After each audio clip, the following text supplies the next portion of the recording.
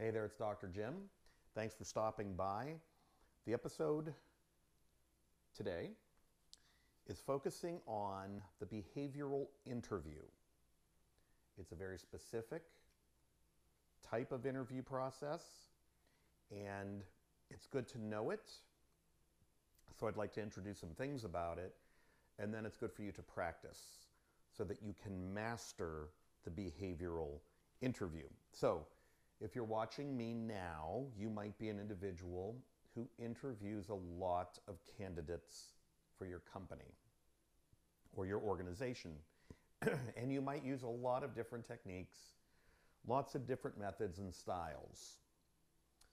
As you know, interviewing, and I know a lot of HR directors, tons, and other people who do a lot of interviewing, and it's very time intensive.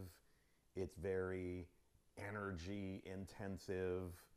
So you might as well use the best techniques that you possibly can to reduce your time, maybe, to reduce your stress and your frustration with the interview process. So let's take a look at what the behavioral interview is, and then I think you're going to see some benefits throughout my short discussion on this particular topic. So specifically, a behavior interview or interviewing is an approach to interviewing candidates that is built on the concept that past behaviors are a very good predictor for future actions and future success for that particular candidate. So the technique involves asking very specific behavior-based questions instead of generic, general questions that a traditional interview might focus on. The behavioral interview tries to get to the candidate's true skills, their abilities, and their attitudes. And you know, those three things are extremely important when hiring and then retaining somebody.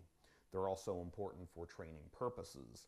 So the ultimate goal, though, of the behavioral interview is to hire the best candidate with the greatest qualities that you are looking for.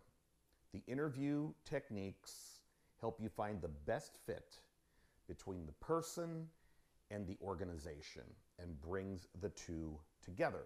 Now, there are 4 components that I'd like to talk about briefly, and the interview should be constructed around these 4 basic areas. We have structure, focus, resources, and responses. Okay? So, in terms of structure, behavioral-based interviews are very structured. They're not all willy-nilly, let's have a conversation and joke about this and stray off the entire topic.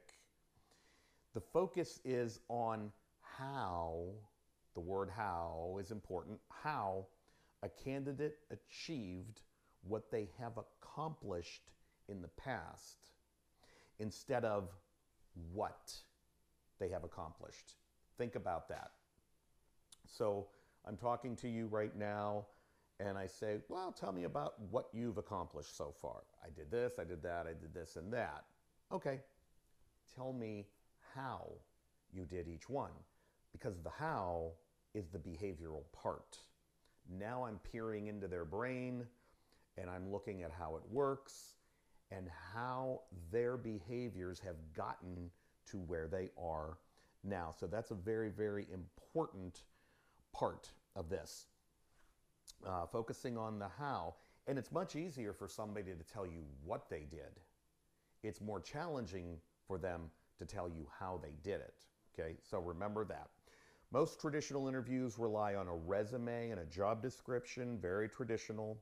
But the behavioral interview relies on a very detailed list of competencies that are important and required for the job. Those are the resources. Now, in terms of responses, that's another component here. The traditional interview simply elicits responses based on the candidate's thoughts, their feelings, their opinions, and their perceptions about things.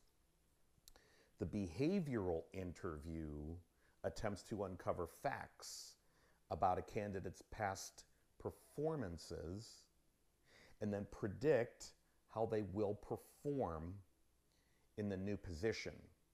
Okay? So structure, focus, resources, responses are all a part of this particular type of interviewing called the behavioral interview. I'm Dr. Jim Collins. Good luck with interviewing your candidates.